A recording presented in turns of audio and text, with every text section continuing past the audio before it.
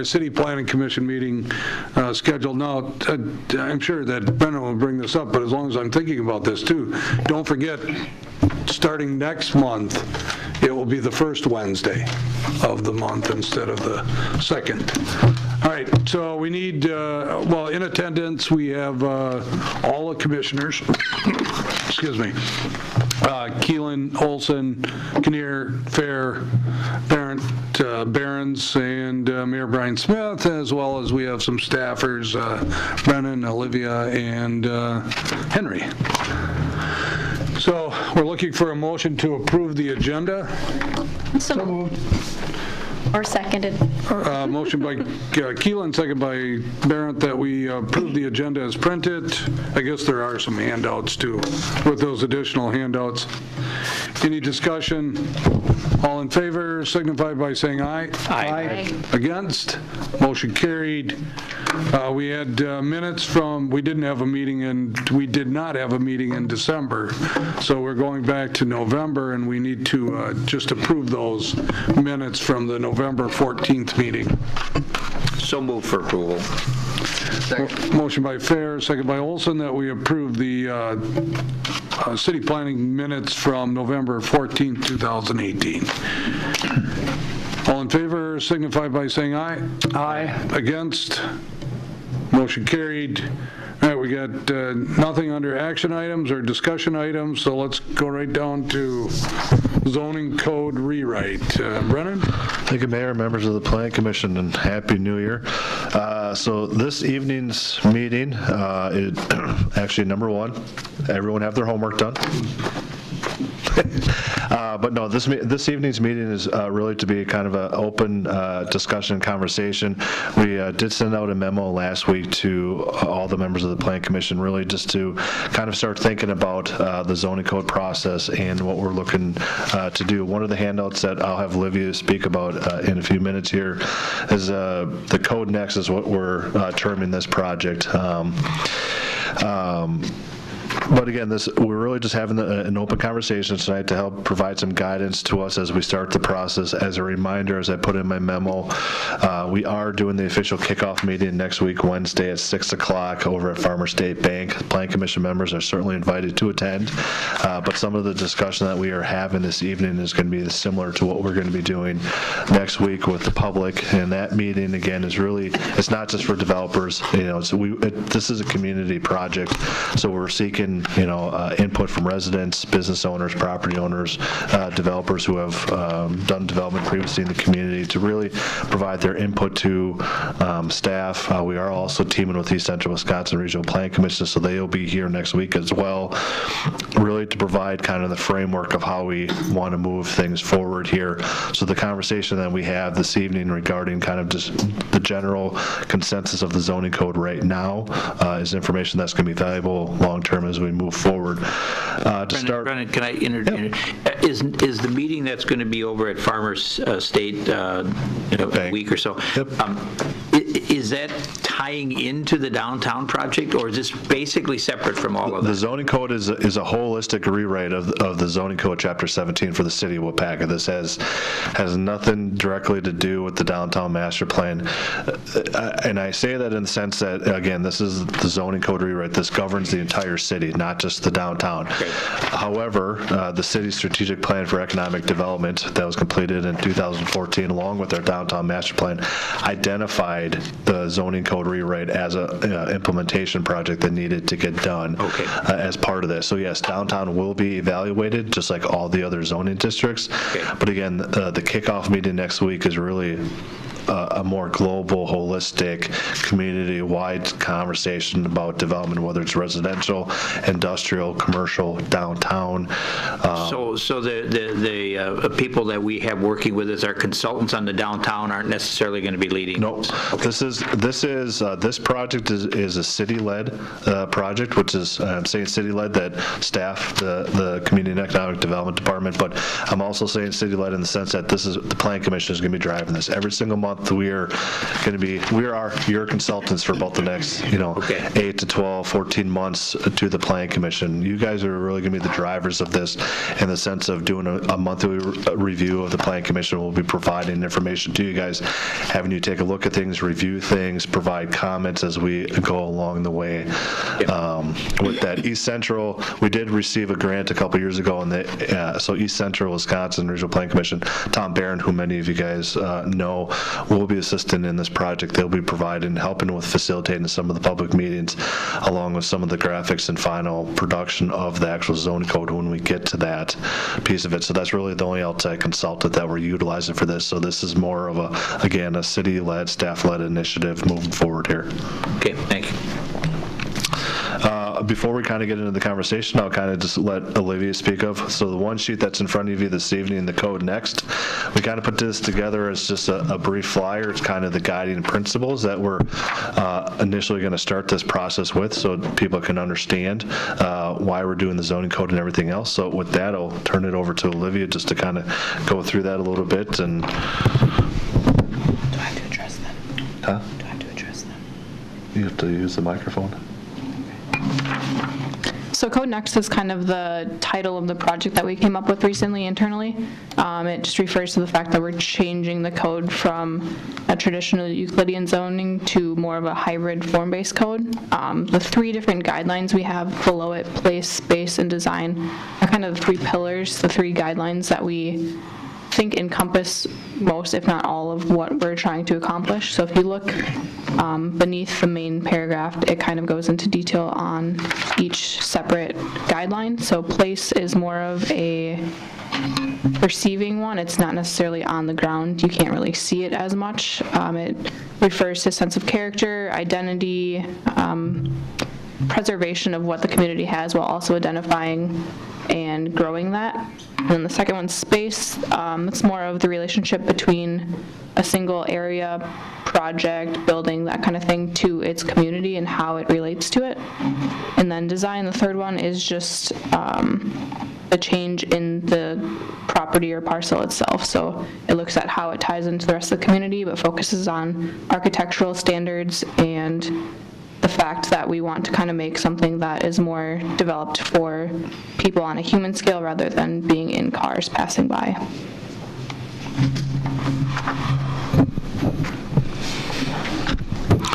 So we'll be reflecting back to these three, guiding principles as we move along the way with our zoning code. And again, these are just the beginning. We can certainly change these as we move along. But I think overall, as Olivia mentioned, I think they encompass the broad spectrum of what we're looking at as we look to rewrite the entire zoning code. So if anyone does not have any questions with that, in the memo that I prepared, there were some questions that we wanted the Plan Commissioners to kind of consider this evening. Again, this is really an open conversation, open discussion that we want to have. Olivia will be taking notes, and we'll be drafting all this up and providing it to the Plan Commission and also to the public. But in general, we wanted just to understand, the first question that we have here is, what frustrations do you have with the current zoning code?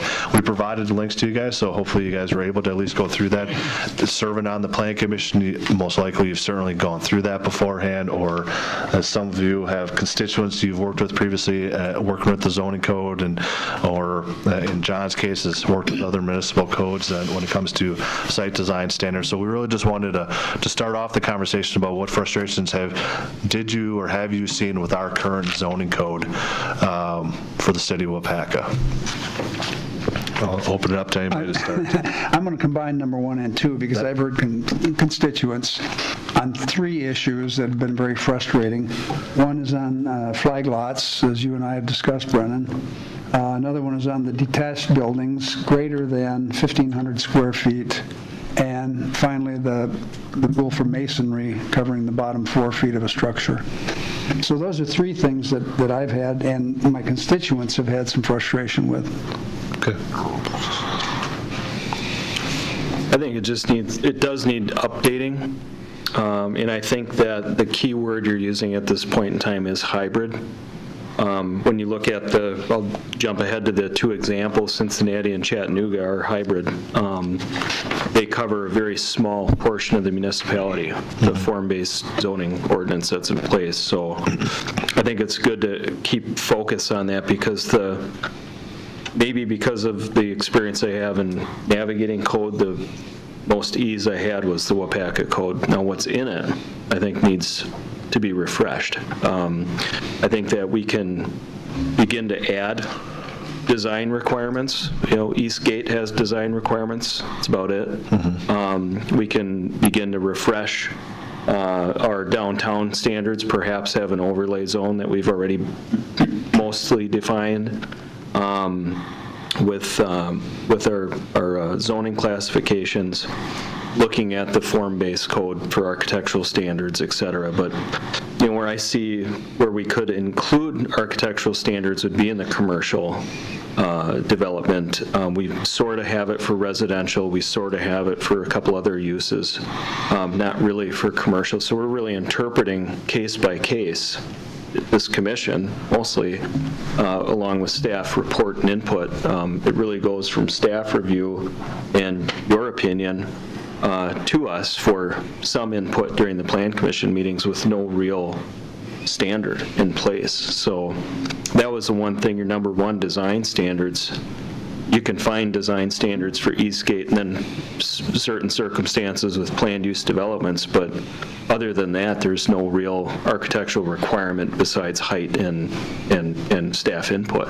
So setbacks, height, et cetera, and then staff input and very little for landscaping. So I think just refreshing the code as a whole in writing the way it is, I think it works well for developers to navigate. It's laid out, I made a little spreadsheet of where everything is in all the various codes, but it was easy to navigate for me. I think it's a good basis. Let me piggyback on that.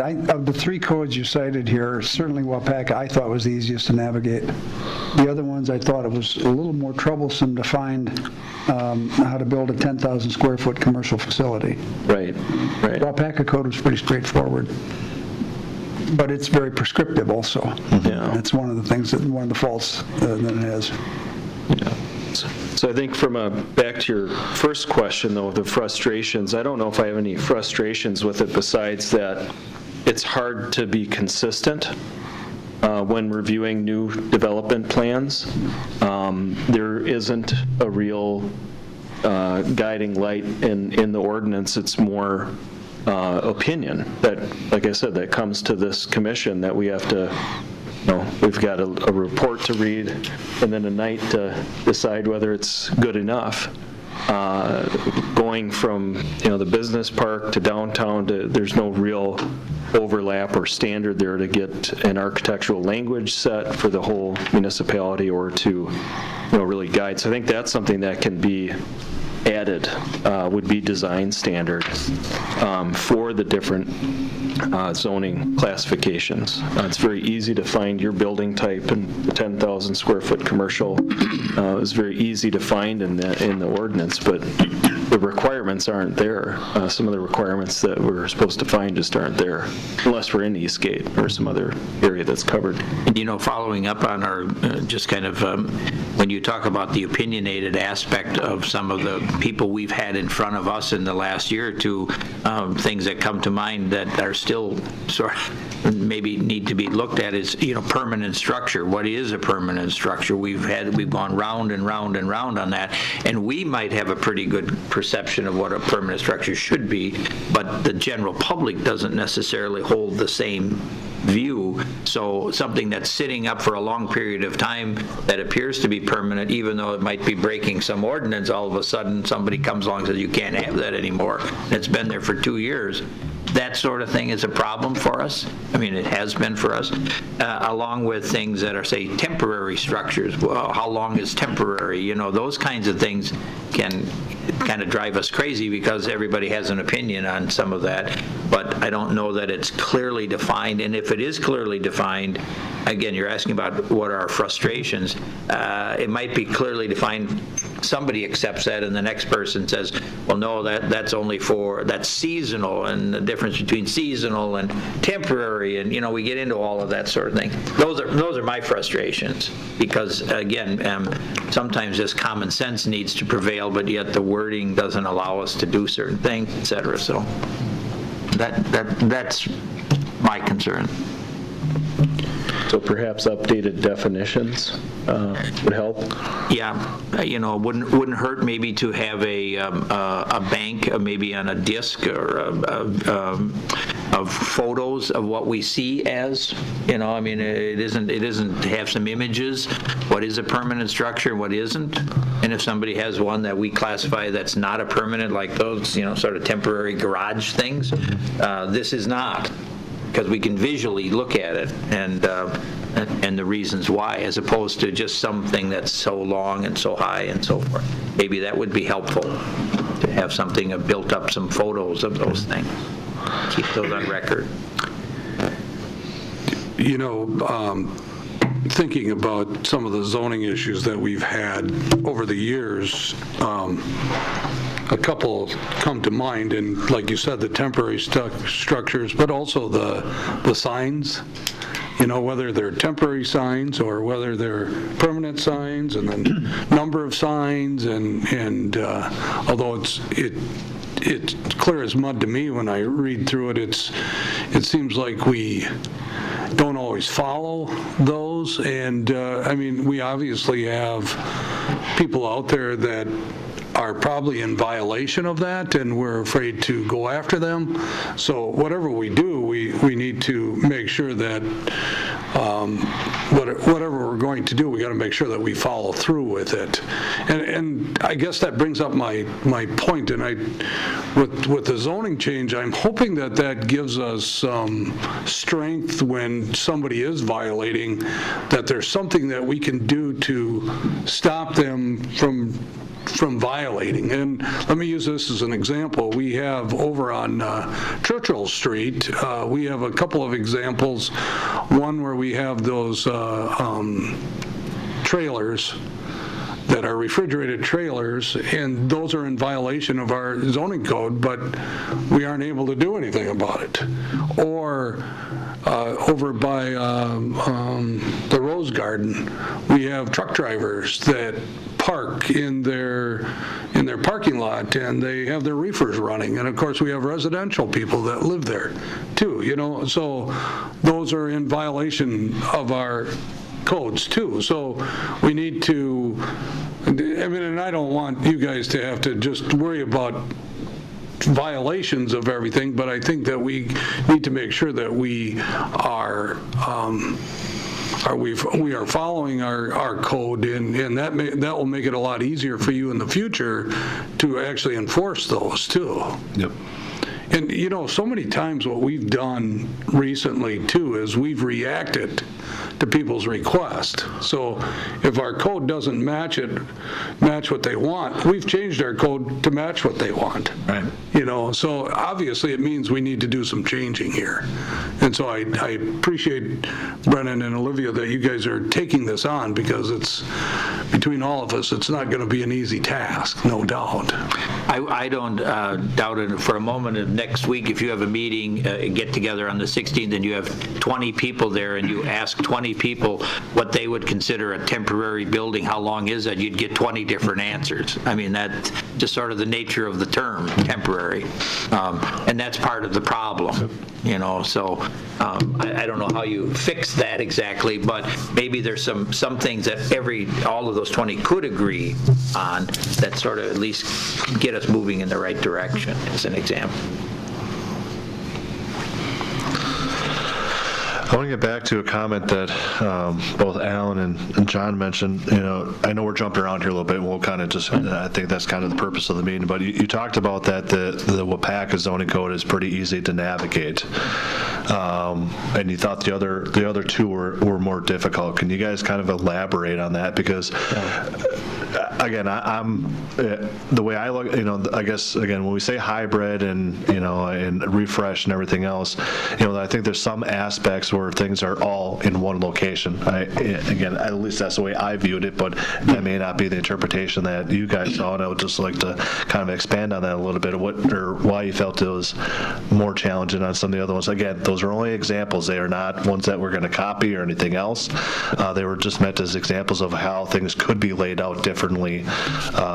So I just kind of want to expand on that. Yeah, sure, I can answer that. The Waupaca is the easiest for me because I used to write zoning code. So it's a traditional layout of an ordinance for zoning. So therefore, it was easy to cruise through and find exactly what I needed to know where. If I was a developer, I'd probably have the same experience navigating code. So therefore, and my developer hat that I put on to do my homework, I had an easy time navigating the Waupaca code. Cincinnati, I started going through the form base, getting into it, and then got to the part where it said refer back to the standard code if you're doing commercial. So I went to chapter 14, went through 09, 27, 09, 09, 23, 27, and 43 to find out all those procedures I needed to go to and go through. So that got me back to more of the form-based code, pointed me back to traditional code for Cincinnati. So rather than having to go there first, I would have rather have gone right into the zoning code. And that's where, fast forwarding to the next thing, that's where a sit down with staff first is so important for developers. To sit down with staff and get pointed in the right direction. I think that's imperative before even cracking a book, is making a call, having the willingness to meet and to go through the standards and walking them through, which you guys do, the steps, the process, the where to look, tips for getting started with the entire process. That's imperative, is who's behind the book, so to speak. Chattanooga, just to finish on that, I got into it after a while and then found it was only for that one area downtown, so then I had to go back and assume my commercial area was outside of that. But that was a little easier.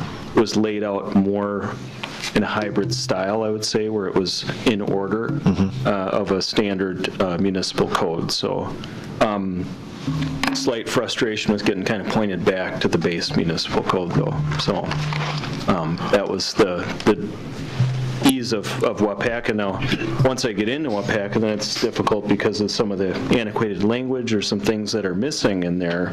That's where it becomes difficult, and there's interpretation. Okay? And that's where some of the like Pat's temporary building and things like that. More on the commercial side, there's a little less room for interpretation. It's a little more cut and dry, but landscape standards, again, design standards, all of that needs to be added, I think, so people have a clear understanding of what's expected by our code when they come here to develop. It's gray right now, I would say. So that's where the improvement could be in making it just that much easier for developers.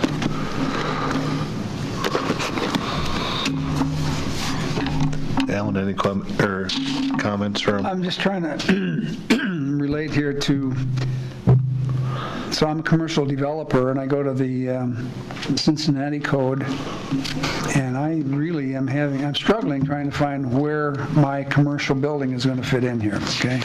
Okay. It might be a corner store, it might be a mid-rise or a high-rise or Main Street mixed use. I'm not sure where to go, where to start out. That's why I say it's difficult to navigate, I think. Yep. Stripping that back, 'cause I mean, Cincinnati's a large community, Chattanooga's a larger area as well. And it kind of goes into the second phase a little bit here, or the homework assignment talking about developer. What about the layout? I mean, do you feel that once you get into it, if you identify the building or where you're located and everything else, do you feel that in the traditional zoning code like we have right now, like we have challenges because we have site development standards that are in a different area than another piece, or setbacks are in another area and everything else. So you're flipping through 2 or 3 different sections. At least when I view the Chattanooga or the Cincinnati code, I feel like a lot of the main components that a developer's looking at, what's my maximum build to night, what's my build to line, how tall can I, or how much square footage. I feel the graphics and everything else encompass all that information into there. Did you guys get a similar feeling in that regard? So did you feel that because of the way that it was laid out, it was easier on that side of it, or no? Well, I'm a complete novice when it comes to this kind of stuff, so it was kind of an interesting project for me to look into this, since my history background isn't always related to architecture.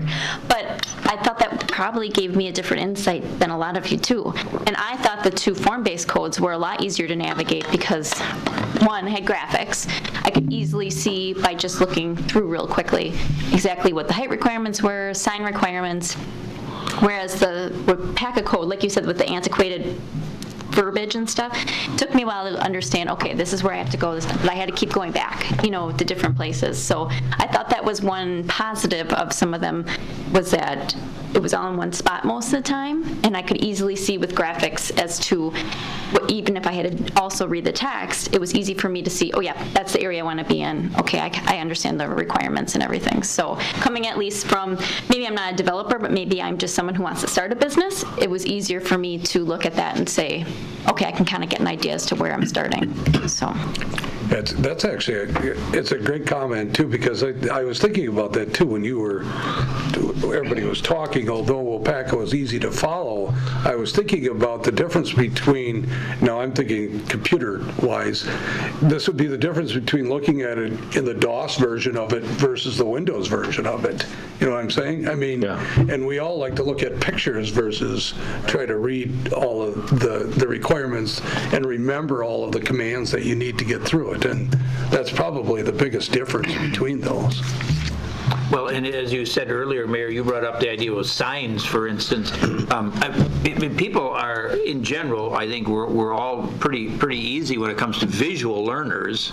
So if you have some of those graphics and or photos to show what it is that you're either trying to point out, which are good and or not so good, I think all of that makes it easier for the person to navigate and to move and to say, okay, so you right away you get an idea. And you can't cover all of the scenarios, but if you're talking about specific ones or at least a kind of a generic type of thing, gosh, I think having some of that built in right alongside the verbiage is just so much easier.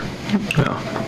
And the zoning ordinance for Cincinnati was really easy in order. So I think, reordering, once you got to chapter 14, started zipping through, you could just, everything in order of development even, it was real easy to get through. But I do think that a hybrid, like your focus, I think, is to make a hybrid where you can get to the zoning type that you're looking for, or the area, if it's a downtown or a residential area overlay, you can get to that area and say, this is where I want to develop in Waupaca. Here's the standards, it's this range of development type, here's the heights, if you have this type or that type, setbacks, you have this type or that type. And I think you've identified a lot of the very tricky areas where it's hard to write what's required, parking, landscape, and signage requirements. I think those 3 areas in particular, having it be form-based and graphic in in language, more of a graphic language than written word, that's would be a huge improvement, I think, and that's where some of the strengths were in the 2 other examples that you had. It was very easy to just see what the intent was, and then it leaves very little for interpretation. That should look like that. It looks like this. No, it should look like that, or yep, they look the same. That's easy to use in a lot of aspects, but when you get to the specifics for the building, I think you do need to refer back to written code. I think it just gives you more solid backing. It's in black and white, and you can make good, sound recommendations based on that. And don't misunderstand me, I'm not opposed to a form-based code by any means. I think it's a great idea.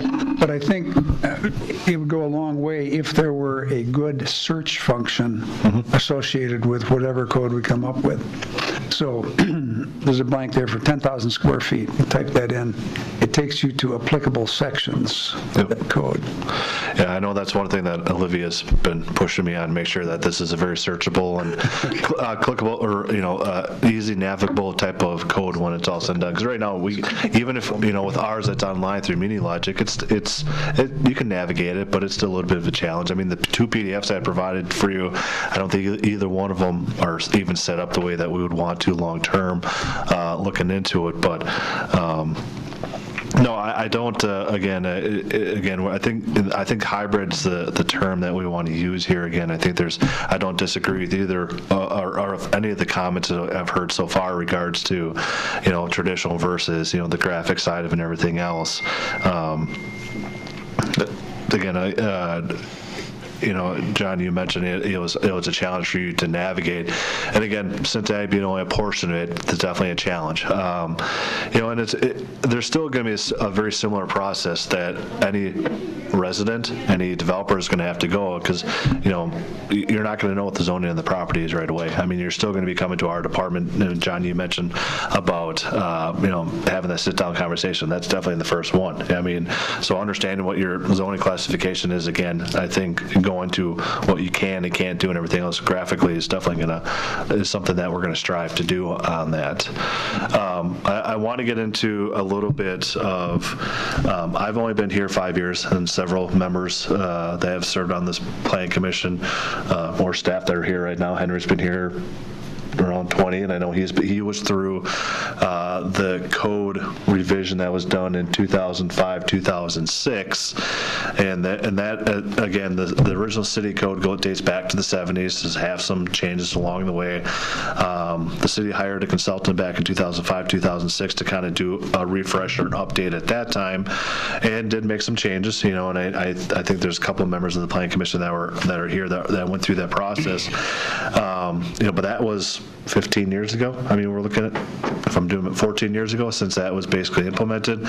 And again, it kind of goes back to what have you heard from your constituents, and it was mentioned a little bit about signage, everything else, but you look at development and the proposals that we've reviewed over the last 3, 4, or 5 years here, at least since I've been here. Are there rules that are limiting, what development could occur in the city right now? I mean, when I say rules, I mean, is it the way that there's areas that how they're developed or they're zoned? I mean, that are limiting how development can occur on the site?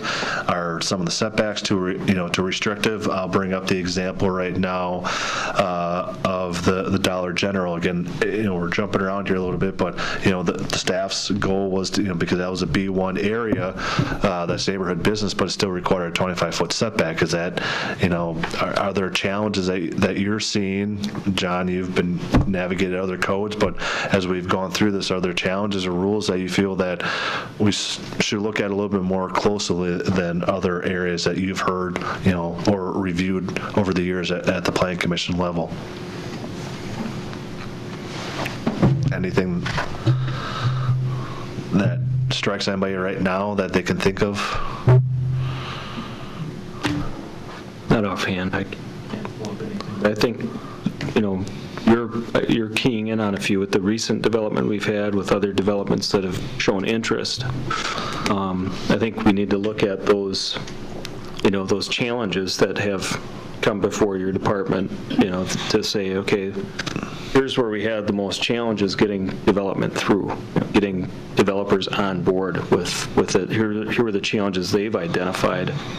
And then look at the surrounding communities as well. I think that was a good precedent you did however many years ago, looking at a couple other local communities.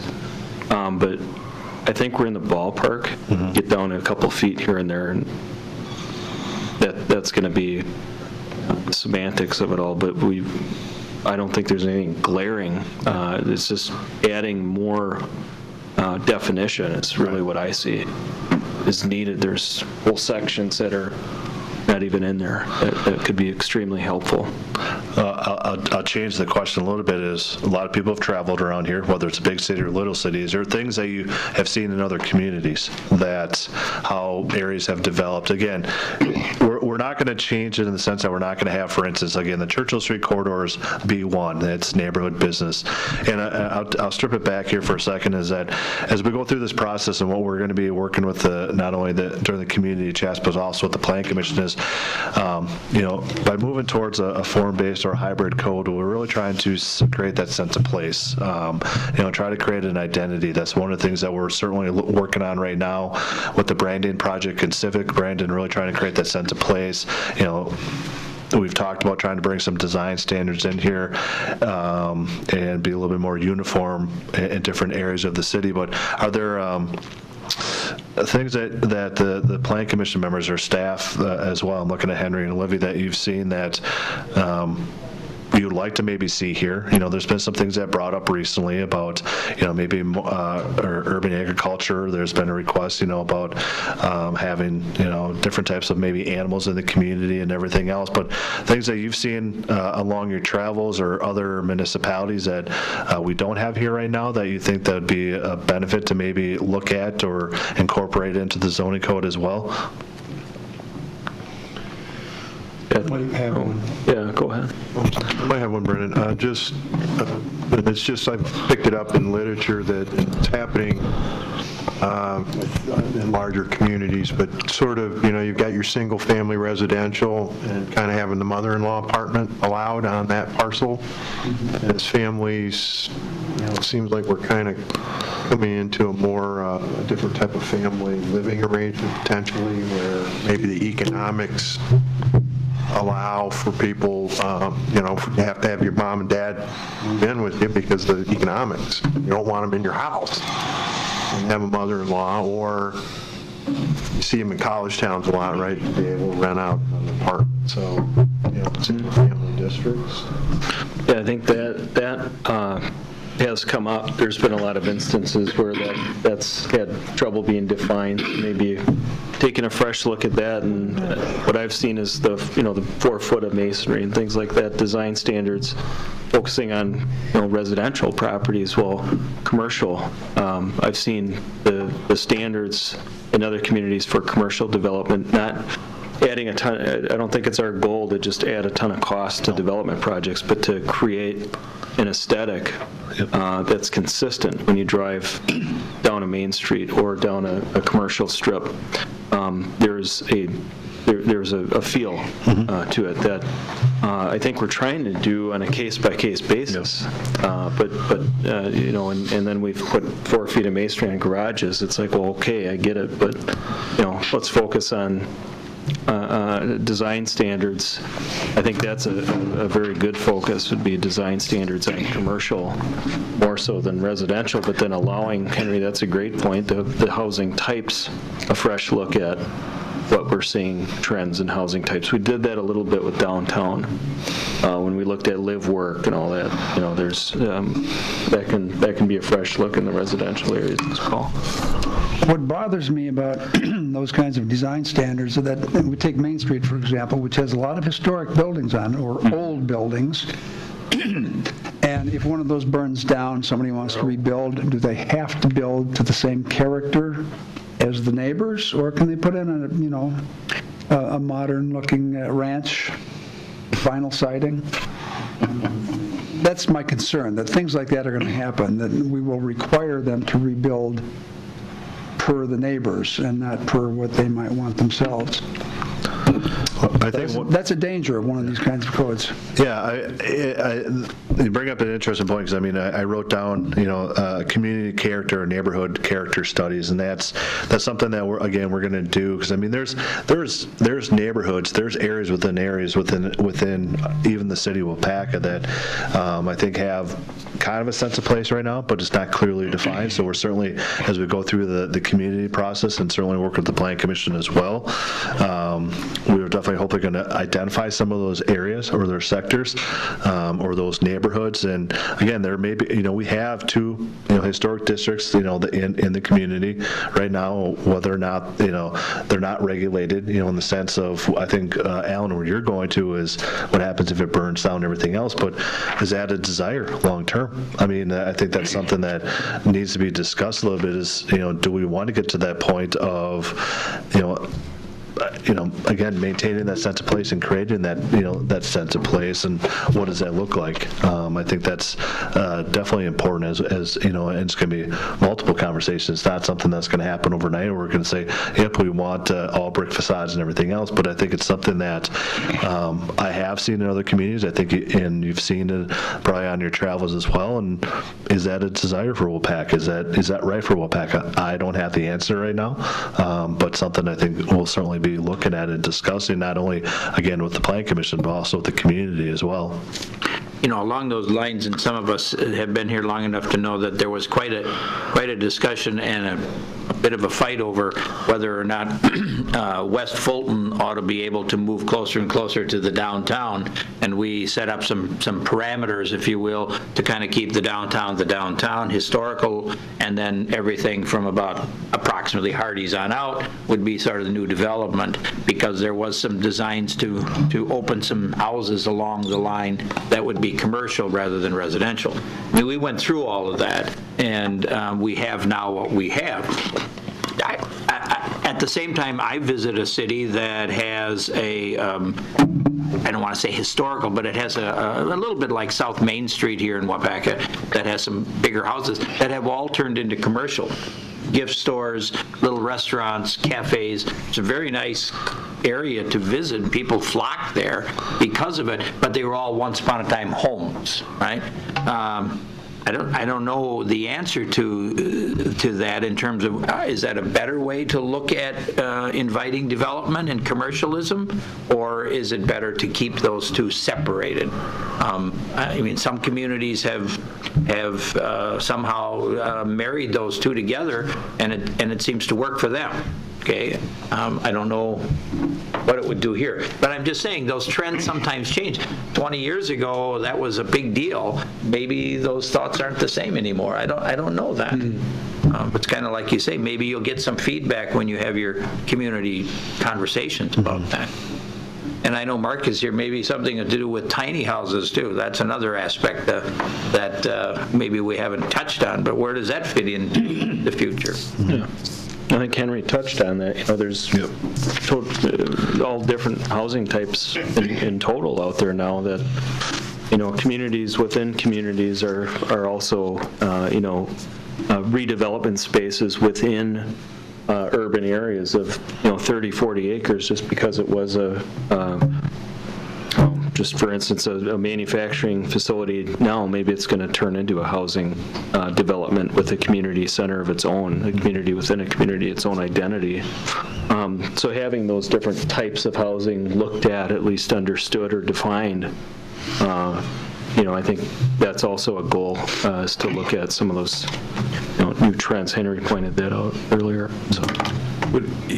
And even along the lines of current buildings that we have, and making them change to what people want to see. And, you think about it, back in the day, you had one car in the driveway or one car in the garage, and you had your little bit of toys, maybe a little boat or your workshop or whatever. And now everybody's got two cars, and you got a 1.5 car garage, and you still have toys.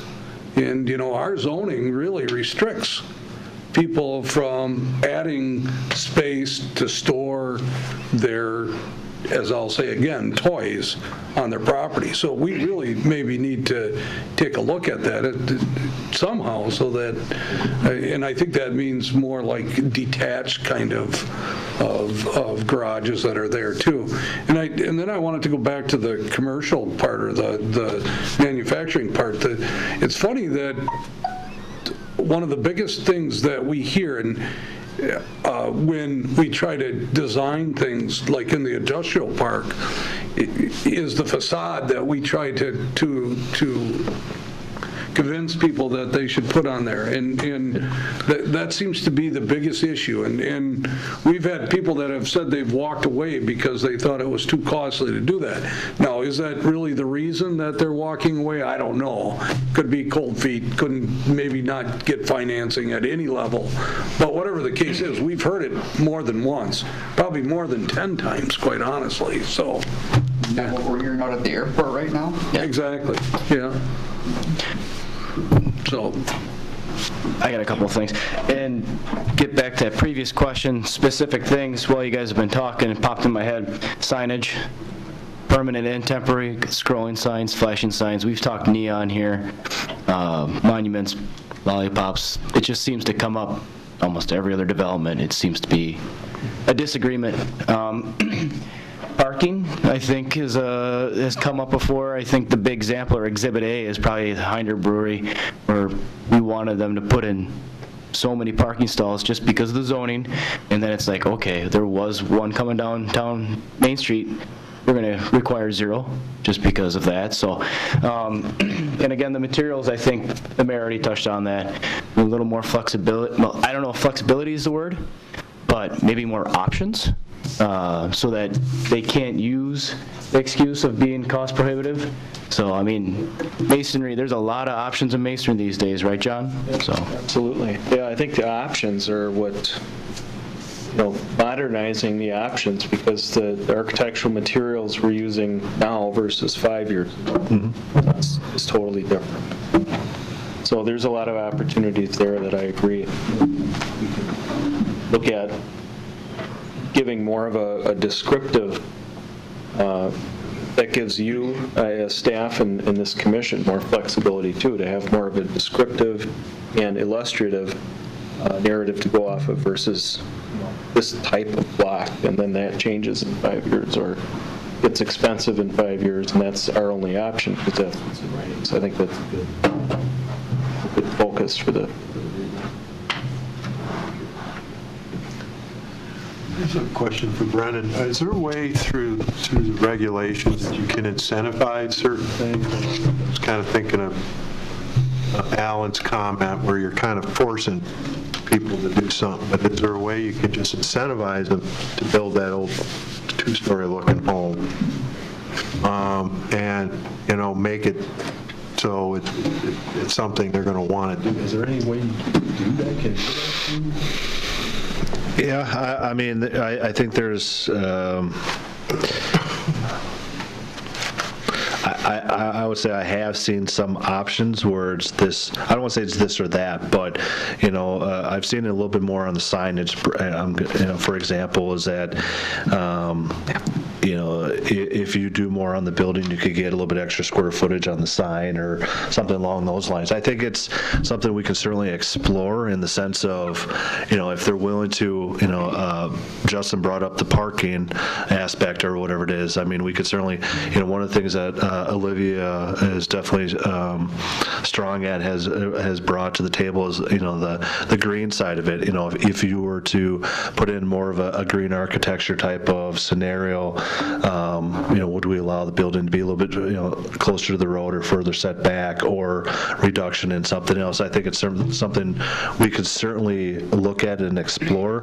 My biggest thing is, that I'm hearing this evening as well is, and it's been talked about before, is there's always going to be, we want, one of the biggest challenges is consistency and making sure that we're consistent from one development to another. Again, we don't want cookie cutter, but we want to at least have regulations in place so that it's, it's clear, it's defined, but still provides options. We're not trying to create a zoning code that's going to be so black and white that no one's going to want to develop here. That's the last thing that we want to do.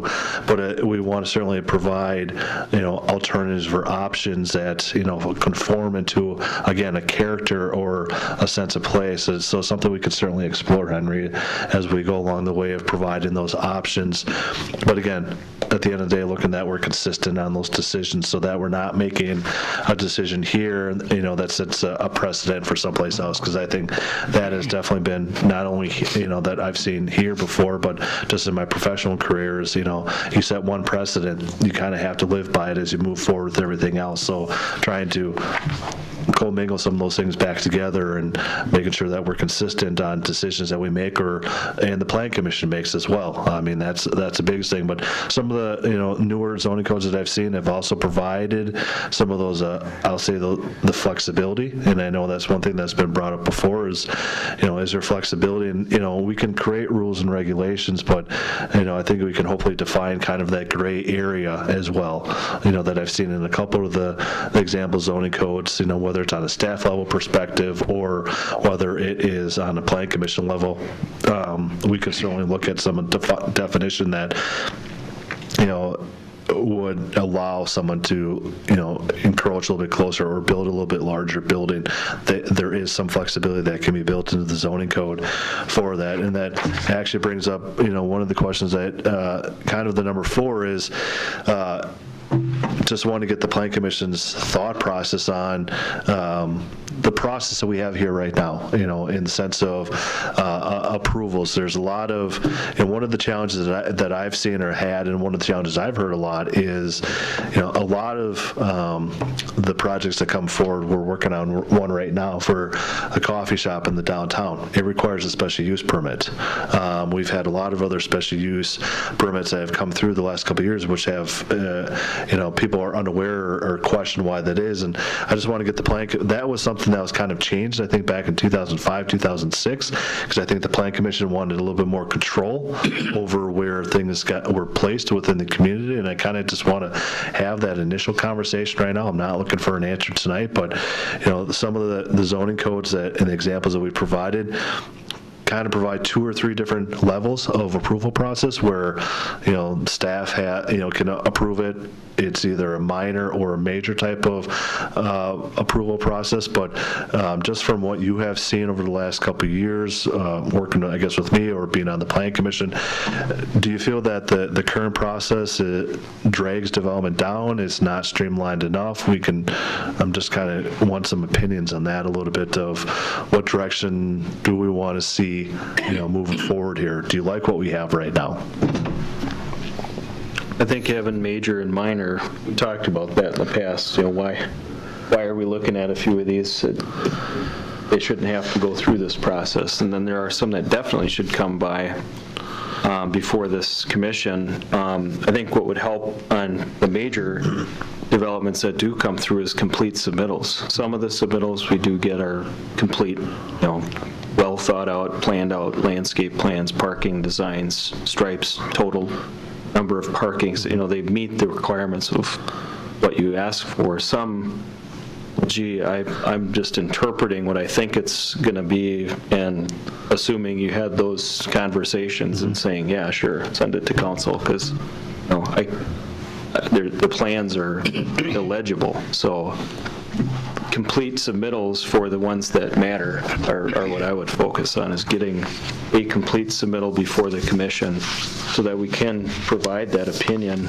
And really, why we're on this commission is provide our expertise and a little bit of input and maybe make a difference in what comes before the council and ultimately into our community. But there are some we look at that we don't need to approve.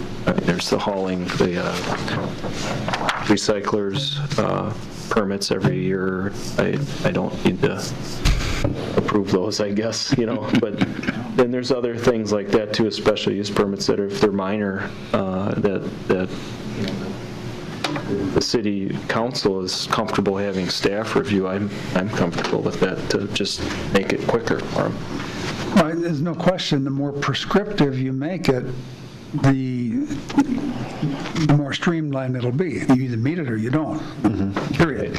But you also lose flexibility when you do that. So I really hate to see us become too prescriptive on this stuff. I like the system that we have in some regard, to a certain extent, because I would like to think when you as staff are uncomfortable with something that's come through and you're not sure, you can always bring it to this body and we'll look at it and give your opinion.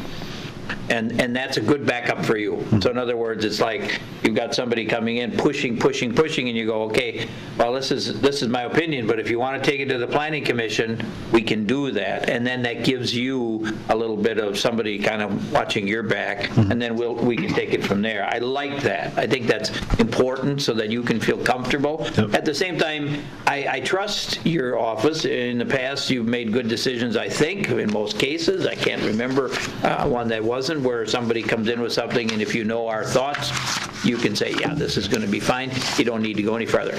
I agree with John. I like special use permits most of the time that they come here because we can add some things, and we have over the years. We've added, changing how some maybe in and out on a driveway, maybe changing lighting, maybe changing some kind of landscape situation. And that's important. Though sometimes you may not catch it or they don't want to do it, but we say, yeah, you're going to have to do that. And I don't recall a single case in a special use permit that our opinions has kept somebody from moving forward.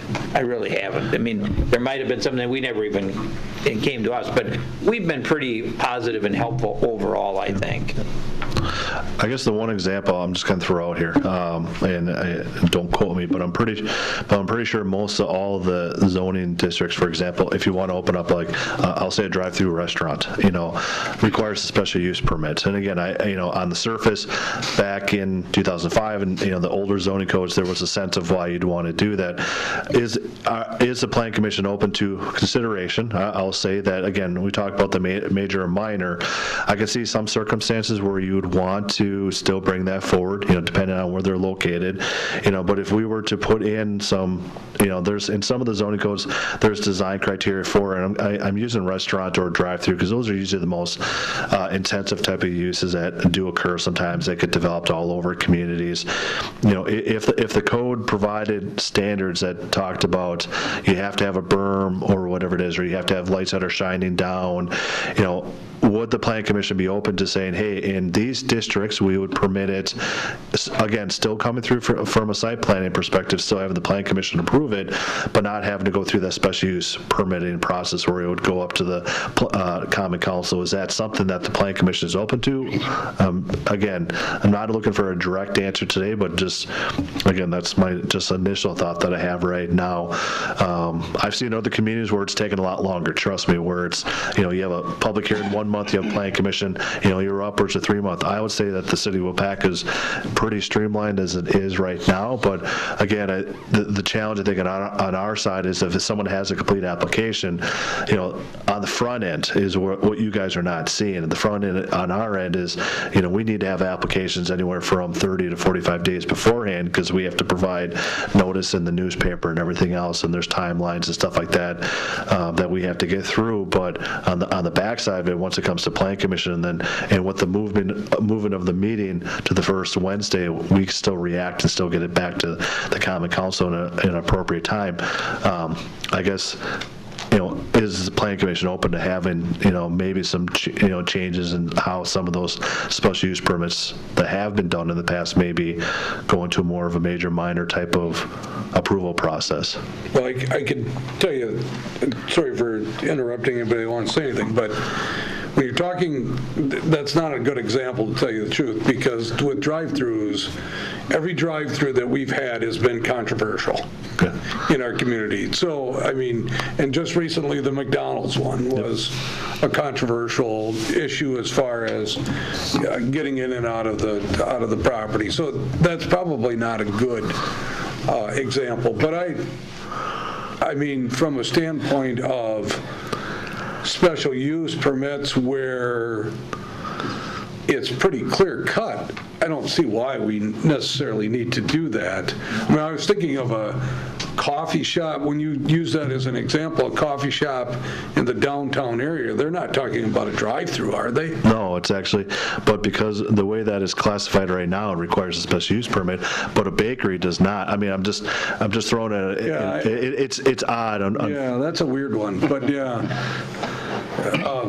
Because, I mean, so you're saying that every restaurant that serves coffee then would have to have a special use permit? And And they have other licenses and permits that they have to go through. Correct. To get there, so you're just duplicating a lot of things that probably don't need to be done. On some regards, yes, and again, I think it does slow down the process a little bit about someone trying to open up and everything else, because again, some of these developments that we've had to go through, a special use permit, you got to have a plat of survey, you got to have a meets and bounds description, and if you don't have a current plat of survey, you're John knows, you're 6 to 8 weeks out, number one, you're spending, $1,000 to get a survey done and everything else. We got to publish it in the newspaper. So I think there's some opportunities. Again, I'm not saying that we disregard all the special use permits. That's not what I'm suggesting. But I think as we go through this process, I'm certainly going to be working with the Planning Commission to say, where can we put some design standards in place that,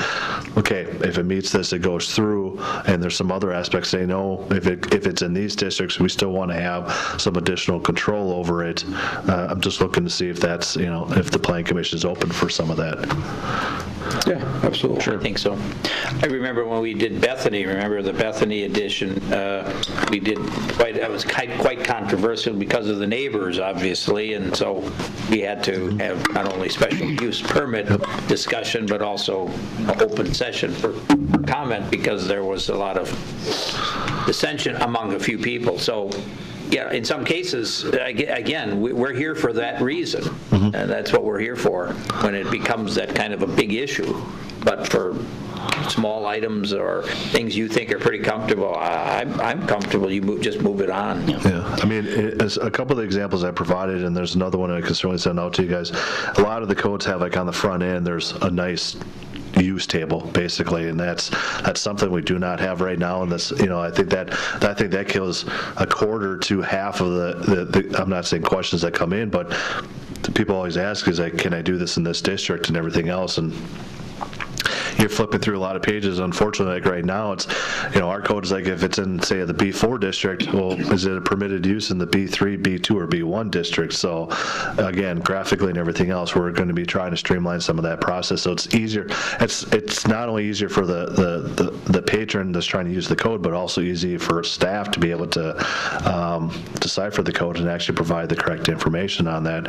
I'm not going to keep you guys here a little bit much longer, but two things. One, is there anything else, just looking at when you guys did the homework assignment that I asked you guys to kind of take a look at, being a developer, put your hat on, is there anything else that off the bat that you guys want to comment on right now regarding the two codes, the Chattanooga or Cincinnati code? If there's any other aspects up front that you liked, you did not like, we don't want to go down this road from a layout perspective, or just other things. Is there anything off the cuff that you guys have right now that was a concern, or saying, hey, we should really incorporate that into ours? I want to back up just a little bit to number 5 question. Yep, and that was going to be the other piece of it. Yep. Okay. I jotted down 3 things that I think going forward we have to have: fairness, understandability, and flexibility. And those 3 are paramount, I think, in any code rewrite we do. Now, it's easy for me to say that, and implementing that is something else. But especially flexibility on any unforeseen issues that might come up. Hard to determine that. It's interesting, though, because flexibility can also get you into trouble, too. I'd like to piggyback on that, and then also the major minor thing. I think with the new development in the major projects, I think these developers should be coming here more than just once. I think it kind of goes on John's comment before of sometimes we're getting these packets and they're not as big as we want them. And there's been some of these that we've approved but made a handful of changes, Dollar General, Carousel, and then they go to council. We're approving them plus half dozen changes. I think it'd be better if these developers came here, say, with like a 30% plan, and you'd have your information ready, and you'd have just basically a top-down, this is where we want it, orientation, parking lot, that sort of thing, and then you can come forward and say, all right, this is the material we need. The things that we talked about as being issues, and you're like, I'm going to want, we're going to want this kind of sign, this kind of material. We want a parking lot laid out like this, and as a commission, we can basically then direct them to say, yep, we agree with that, move through with the design process, come back again, say it like a 99% plan, the thing's ready to go out the door, and as long as the developers hit all those marks based on your recommendations and we're all comfortable with it, then we just approve it, it goes to council, done. If it needs to. I mean, that's on a special use permitting process potentially, but. Well, if it was a bigger thing, a major thing that might have a lot of aspects about it that might have changes, but that way we have time to digest. I have more insider knowledge, a little bit different track, but I can see it from your guys' perspective of you get these plans and you're trying to digest this stuff in about 5 minutes and come up with what's best for the community. So get a little heads up, and then all of a sudden they come back, here's the final plan, just say the word, and all of a sudden the designer's going to turn it over to the designers to get it out the door for bid. And if there's anything like, hey, no, we don't like that, or you didn't follow what we said, then it's back on the council to say, change that quick before we give approval. So. And I think that helps accomplish what Alan's saying, is you have, it builds in a little flexibility, but also builds in, we're sticking to the code, so. Early expectations, I think. Yes. I mean, the challenge, I don't want to cut you off, Justin, because I think you were going to speak about something else. And Justin and I think, actually had this conversation, a while back regarding, how to do this, because, just for the planning commission's benefit, we try to meet with people. Well, people come to us and, we go through the process and everything else. We have checklists, we have timelines and everything that are established. Honestly, John, I try to get packets as complete as possible, but I mean, there's, I'm not saying my hands are tied, but it's, I think part of it's an educational, aspect of it too. I think, again, whether or not the city had all these requirements beforehand or all these processes when doing the reviews, I think that has changed over time and everything else. I think it's just part of it's an educational process. I know Henry and I have had these conversations before. The people like the Dollar Generals and the Quick Trips, everything else, they understand that process. They do it all the time. Part of it is just the one-off developer that has never done it before, or they're new and everything else. And we certainly, I think, have to build in, not only from a staff level perspective, but I like Justin's idea a little bit. I like Justin's idea of seeing some other communities too, where they've done a preliminary and a final approval. Is that something that, are we slowing down the process at that point, or is that pretty well streamlined? Because, it is a challenge, because by the time that, even if the Plan Commission makes 10, 12, 15 changes, throwing out numbers here, but, and they're coming back, the Plan Commission's has in the past provided staff the opportunity to make sure, yes, they've met those 10 conditions, move forward. One of the things I've talked to Justin about before too is, we don't require engineering plans up front. We don't want that, because and this is, I think, where the catch-22 is, that developers don't want to go all the way through the process and say the Planning Commission makes substantial changes. So how do we streamline or expedite that, so that as we go through, engineering is always going to be the longest. John knows that. Justin knows that. Planning Commission, I always call it the easy process. We get it approved, but then you're still 6-8 weeks sometimes to get the engineering done and, approved and everything else. So does the Planning Commission kind of like that process of maybe doing a preliminary and final approval? So it would be 2 Planning Commission meetings? Well, I don't think that some of the people you talked about, Dollar General, Quick Trip, McDonald's, Right Way, those people do that all the time, meaning talk to planning commissions, right, and all over. So when they met with you, whoever their representative is, when they meet with you for the first time, one of the things, and if I'm interpreting Justin right here, you might say to them, well, when you have a conception here of what you're going to do, you don't have the final, but you have a concept, we'd like you to come in front of the planning commission and tell us what your concept is. You can have some graphics if you want, but they don't expect a final. But then we can look at it and say, oh, you're going to put a McDonald's there, have you already looked at how you're going to have flow of traffic, how many parking stalls, all of those things. These are the things that we are going to be looking at on your final, and then they can go away and hopefully do all those things and meet with your approval in between, and then we just come back and rubber stamp it if need be. I think it's more of that informal that you're talking about, kind of conceptual. Actually, I was kind of thinking more of a in design, but maybe you're on the better track. Well, I just think it's when you have somebody personally here from those groups who are in that process. Take Right Way, for instance. They just moved into the community. They made a big deal at the school district about how they want to be a part of the community. Wouldn't hurt to have somebody here talk to us, tell us what they're going to do, how they're going to do it, where they're going to do it, give us a little bit of an idea, and then go away and do it. And then come back, we just kind of see the final. But I think that's important. And I think they'd be willing to do that. I think they have to do that in every community. Yeah, I think I like the concept, but we're going to have to come up with some kind of spreadsheet or worksheet or something for us to work through if we were to do that, to help them get from that 30% to 100% without, it seems, you're right though, it seems like no matter who it is, Dollar General builds stores in everywhere. Yeah, there's 2 in every city in Arkansas, so, now there's 2 in Waupaca. But we still had issues with them. We still had differences of opinions on those. And if they would have done that up front, it probably would have saved them some money there, I think. I think part of that, though, was the location of that second Dollar General. If they'd gone to a greenfield somewhere, I don't think we would have had quite the same issues, would we? Well, the setbacks and it depends what greenfield you're looking at.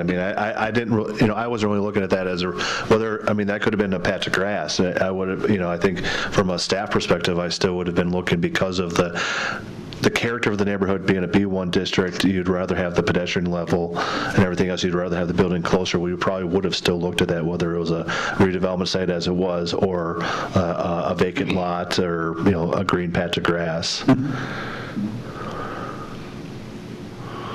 We can certainly look at, some of the codes that have shown do have that approval process, so we could certainly look at how that gets defined. Major, minor, preliminary, final approval is something we can certainly take a look at.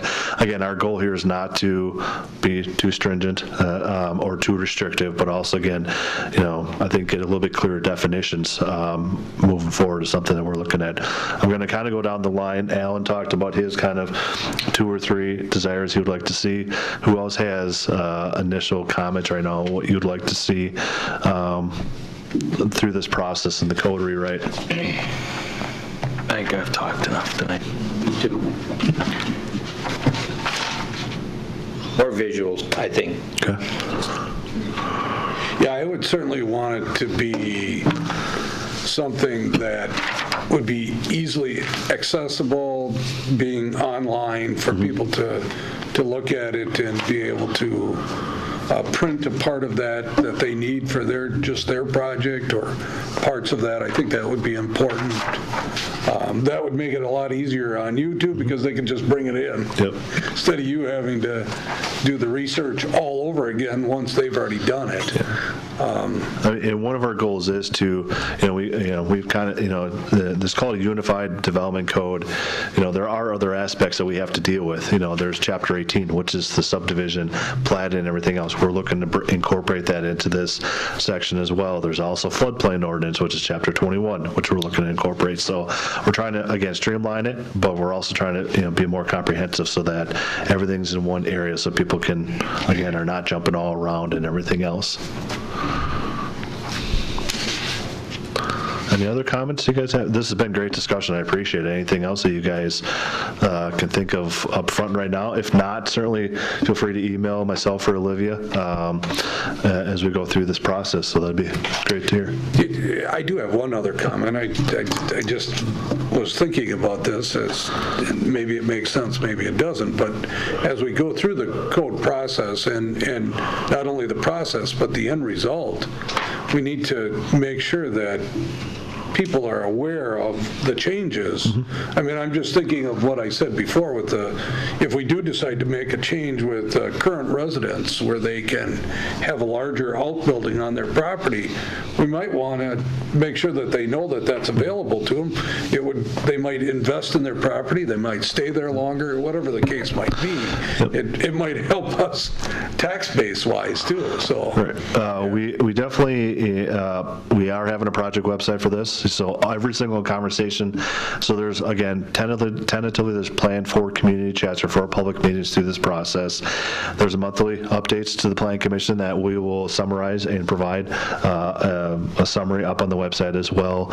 But Mayor, certainly we will, we definitely want to push this out. Again, this is a community project. We want to be very public about it to make sure that, everyone hopefully gets involved one way or another along this process. Yeah, I think going along with what you just said, Brian, I don't think it hurts for us to toot our horn a little bit about some of the projects that have happened in, say, the last year as well, and make those available to the general public. We have the community. I mean, maybe you do some of that anyway, but, these are projects that we have seen from beginning to end. New McDonald's, a new Dollar General, the Bethany, whatever they might be out there, and show kind of how our community has grown, and the Planning Commission has been a part of that.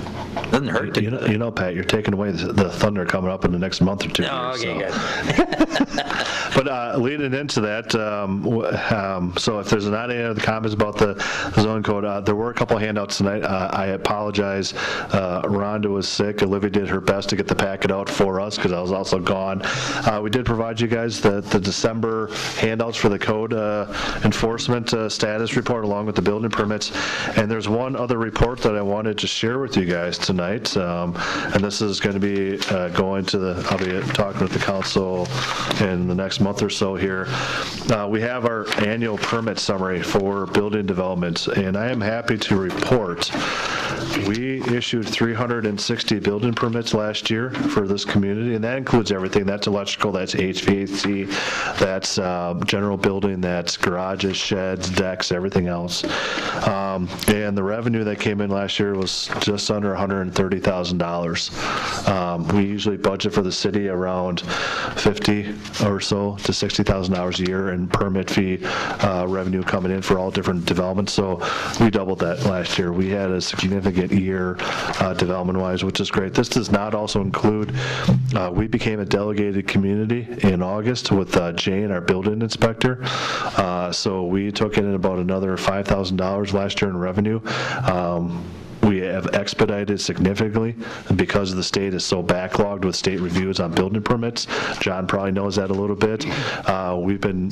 Jane has been tremendous in getting that done, so we brought in additional revenue into the community that ways. And then we also have probably about another 5,000 signed permits last year as well. So we, overall, again, this is just the surface, but I'm happy to report that we had a very busy but successful 2018, and we're looking forward to more in 19 here, so.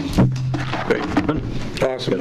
I do have to, Mark, I need to recognize you since you're our only spectator. Is there anything that you would like to say to the Planning Commission, or were you just here to listen tonight, or? I was here to listen, and from all the ministries, the kind of thing that was mentioned earlier, we had a couple of meetings with Brandon to kind of see where we should go. He said that the zoning rewrite was probably important to that project also. Oh, great. We know that your involvement in the city in that area has been long, and so we'd appreciate any comments that you have for us. We like that. Thank you. Anything else for the good of the meeting? I'm late for my curling tonight. Oh, move to adjourn. Motion by Fair, second by Keelan. To adjourn. All in favor signify by saying aye. Aye. Against? Motion carried. We are adjourned at 6:32.